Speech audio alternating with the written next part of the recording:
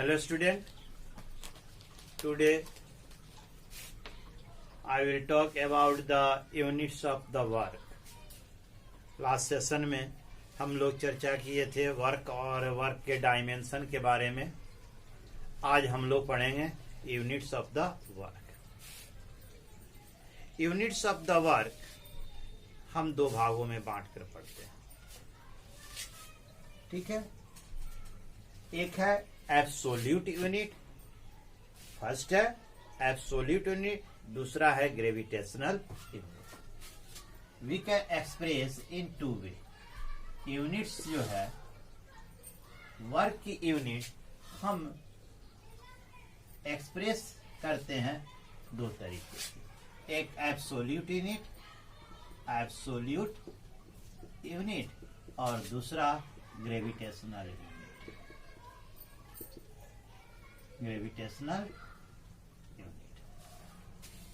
Clear. Absolute unit को हम दो तरीके से एक्सप्रेस करते हैं।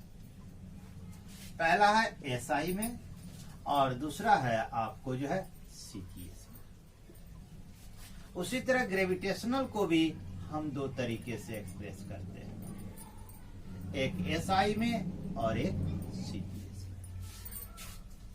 हाँ, तो ठीक से देखा आपने, हमने इसके दो एसआई और सीजीएस। एसआई एब्सोल्यूट यूनिट में एसआई यूनिट जो होता है जूल होता है, ठीक है, और सीजीएस में आर्क होता है। जूल को हम कैसे डिफाइन करेंगे? When a force of 1 Newton apply on a body and the body displaced through this 1 meter, displaced through force कितना 1 Newton. When a force of 1 Newton apply on a body and the body displaced through 1 meter in the direction of the force, then the work is said to be 1 joule. तब उसे क्या कहते हैं? 1 joule बराबर 1 joule, यानी 1 joule बराबर 1 Newton metre. Clear. Arc, इसका दूसरा है dyne centimetre.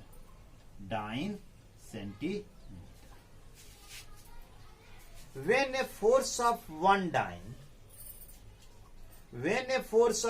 dyne applied on a body and the body displaced through 1 centimeter in the direction of force, then the work is said to be 1 dyne centimeter और 1 वाट।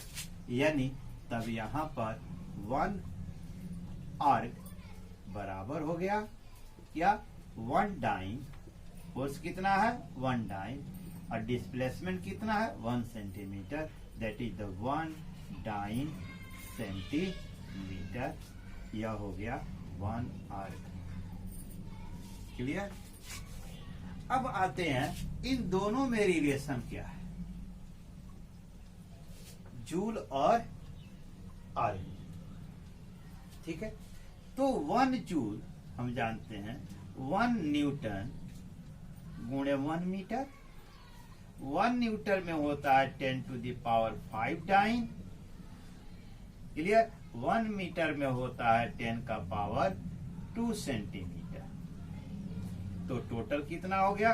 10 का power 7 dyne centimetre बराबर हो गया 10 का power 7 arc. यानी 1 joule बराबर 10 का power 7 arc. तो 1 जूल बराबर हो गया 10 का पावर 7 आर्क। ये दोनों के बीच का रिलेशन हो गया। 1 जूल बराबर 10 का पावर 7 आर्क। अब आते हैं ग्रेविटेशनल यूनिट। ग्रेविटेशनल यूनिट किसको कहते हैं? फर्स्ट एसआई में इसको डिफाइन करें। If a force of 1 kilogram If a force of 1 kilogram displaces a body through 1 meter, then the work is said to be 1 kilogram. If a force of 1 kilogram weight या 1 kg weight कहते हैं, displace a body through 1 meter in its own direction, उसके force की दिशा में displacement होता हो, तब work को, यानी 1 kgm 1 किलोग्राम मीटर, यह क्या है एसआई में पहला यूनिट क्या है किलोग्राम मीटर, किलोग्राम मीटर या एसआई में यूनिट है। तो 1 kgm बराबर हो गया 1 kg वेट, यानी force of 1 kg weight, displacement is 1 metre, तो 1 kg वेट बराबर होता है 9.8 न्यूटन इंटू 1 मीटर, बराबर 9.8 न्यूटन मीटर बराबर 9.8 जूल, यानी 1 किलोग्राम मीटर जो फोर्स है वह कितने के बराबर है 9.8 जूल के। सीजीएस सिस्टम में इसका यूनिट है ग्राम सेंटीमीटर, ठीक है। ग्राम सेंटीमीटर कितना, if a force of 1 gram weight, if a force of 1 gram weight applied on a body and the body displaced by 1 centimeter in its direction, किसके direction में, force के direction में, then it is said the work to be 1 gram centimeter, यानी 1 gram centimetre बराबर 1 gram weight into 1 centimetre. तो 1 gram weight जो होता है वह कितने के बराबर होता है 980 डाइन के बराबर होता है, इंटू 1 सेंटीमीटर बराबर 980 डाइन सेंटीमीटर बराबर हो गया 980 आर्क, यानी 1 ग्राम बराबर 980 वर्ग, 1 kgm किलोग्राम मीटर बराबर, clear. Thus, this is the two way of expressing the units of the work. Clear? Now, we talk about the work done due to, अभी तो हमने पढ़ा कि कांस्टेंट फोर्स के जरिए, अब हम पढ़ते हैं कि यदि मल्टीपल फोर्स एक साथ काम करें तो क्या होगा।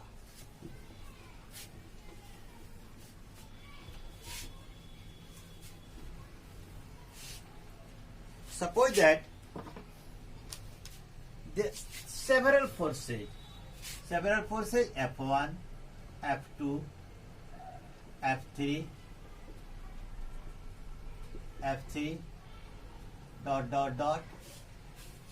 are simultaneously acting on a body and the body displays through a net displacement S,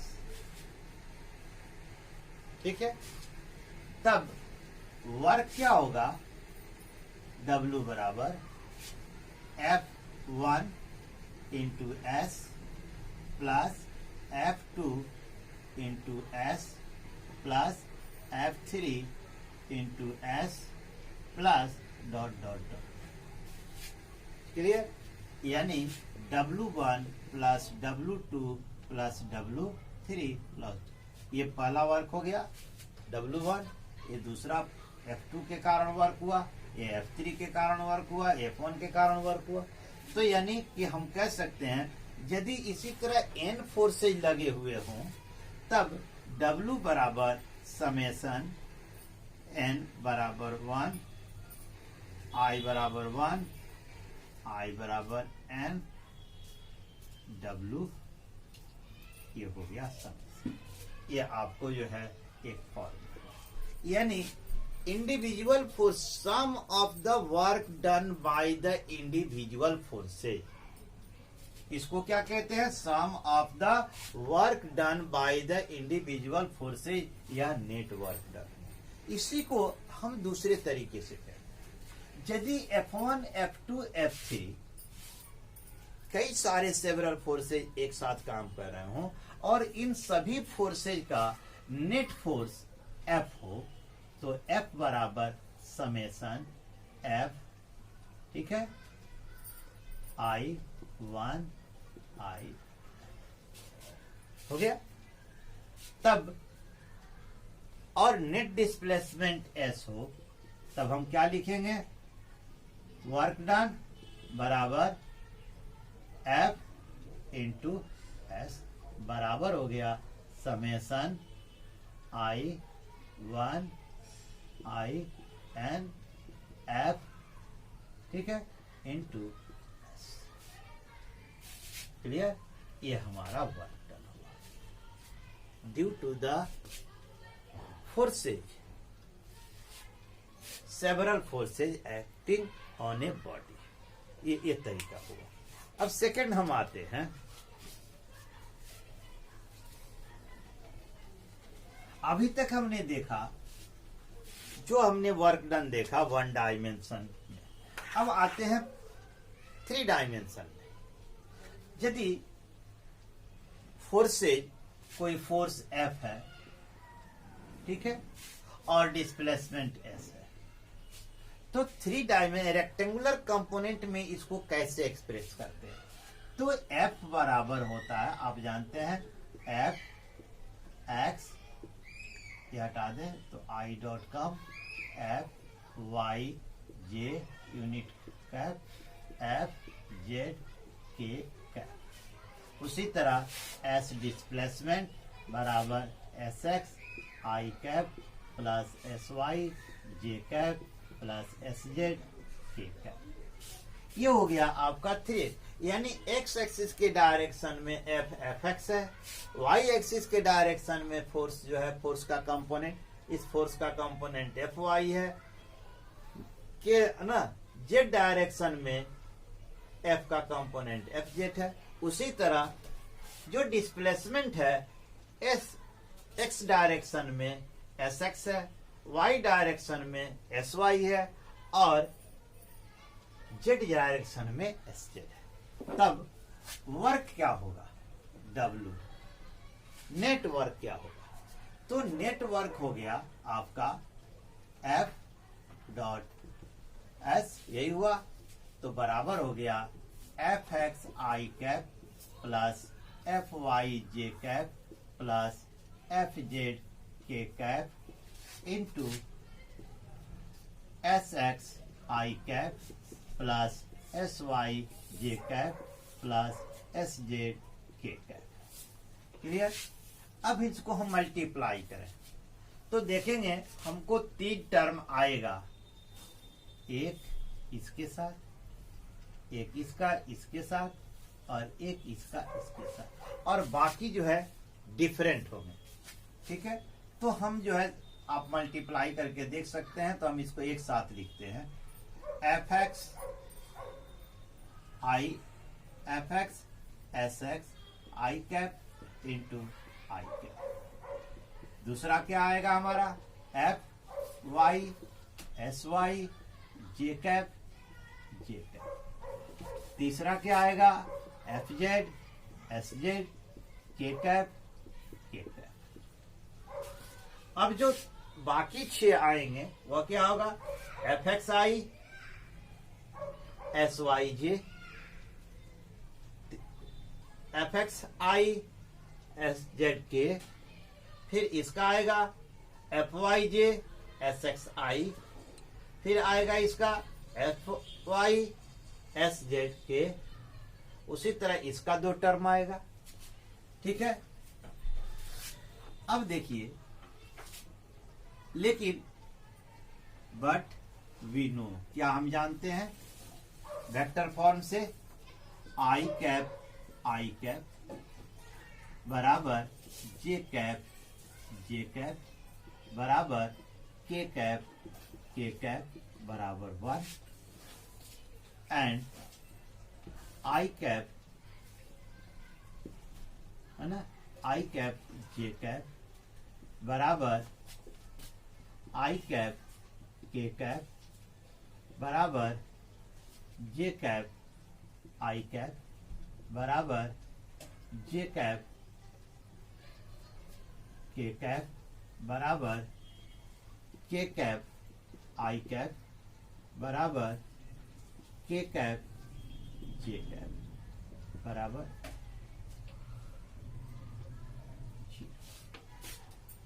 क्यों? आई कैप यूनिट वेक्टर है, इस डायरेक्शन को बताता है।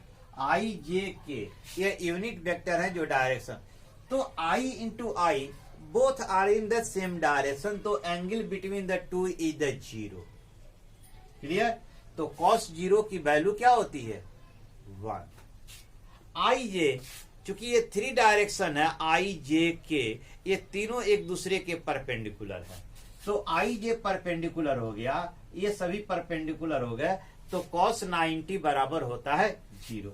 इसलिए ये टर्म जो है, ये जो टर्म इसमें आएगा वह डिलीट हो गया। तब हमारे पास बचा W equal to F dot S equal to F x S X plus F Y S Y plus F Z S Z. This is the way in the rectangular form, 3 component in rectangular form. Work done by a variable force. अब तक जो हमने पढ़ा work done by a constant force. मान लीजिए किसी particle पे कोई वेरिएबल फोर्स लग रहा है और वह फोर्स किसी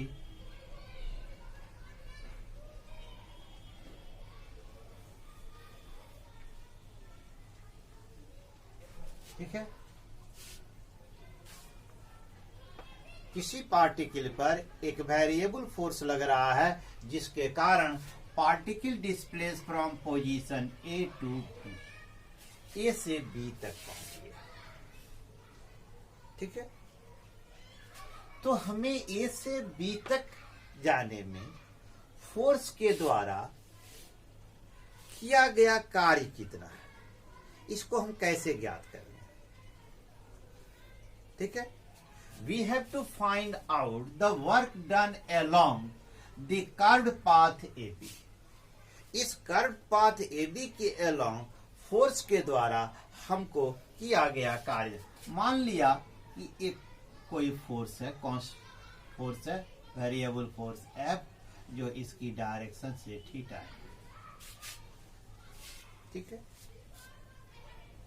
अब हम क्या करते हैं, वी हैव टू फाइंड, ठीक है, इस ए बी पाथ को large number, extremely small, infinitesimally small, छोटे छोटे, लार्ज नंबर अब छोटे छोटे खंडों में बांट देते हैं। मान लिया कि प्रत्येक खंड का जो स्मॉलेस्ट पोर्शन है वह डीएस है। कितना है? डिस्प्लेसमेंट डीएस है।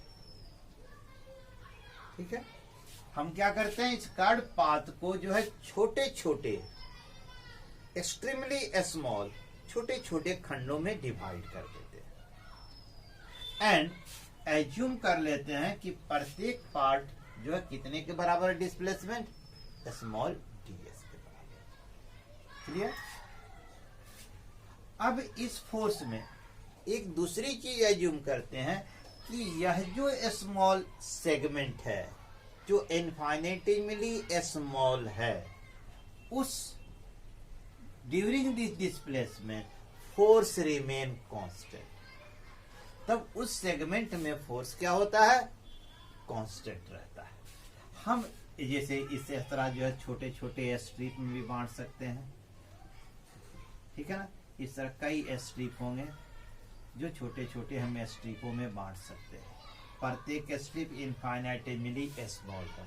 मान लिया कि एक स्ट्रिप कितने के बराबर है? डीएस के बराबर है। और इस डीएस में ये जो है हम मान सकते हैं कि इसमें फोर्स जो है कांस्टेंट रहता है। फोर्स क्या रहता है? कांस्टेंट रहता है, उसमें वेरी नहीं करता। तो इसमें स्मॉल वर्क यदि dw होता है तब यह dw कितने के बराबर होगा, Fs into ds। ठीक है, तब total work done in going from position A to B, A से B तक जाने में टोटल वर्क कितना होगा, तो इसको क्या करेंगे, हम इंटीग्रेट कर देते हैं। तो integration dw equal to integration b, limit हो गया upper limit b, lower limit a, f ds। ठीक है, तब ये हमारा हो गया w equal to integration b a f ds। ये वर्क डन हुआ। चूंकि ये क्या है, आपको वेक्टर फॉर्म में है, तो मैग्नीट्यूड फॉर्म में यदि या डायरेक्शन यदि एंगल थीटा हो, तब मैग्नीट्यूड फॉर्म में हम कैसे लिखेंगे, w equal to b a f cos theta into ds। ये हमारा जो है मैग्नीट्यूड फॉर्म में, दिस इज द एक्सप्रेशन। यह जो एक्सप्रेशन है work done due to the variable force. इस तरह जो है हम वेरिएबल फोर्स के जरिए हम वर्क डन, यानी इसको हम सिंबल में ऐसे लिखते हैं, बी ए बी, यानी ए से बी तक जाने में बराबर integral b a f cos theta into d s, या डब्ल्यू a b a to b बराबर integral b a f dot d s. Clear? This is the expression work done by the variable force.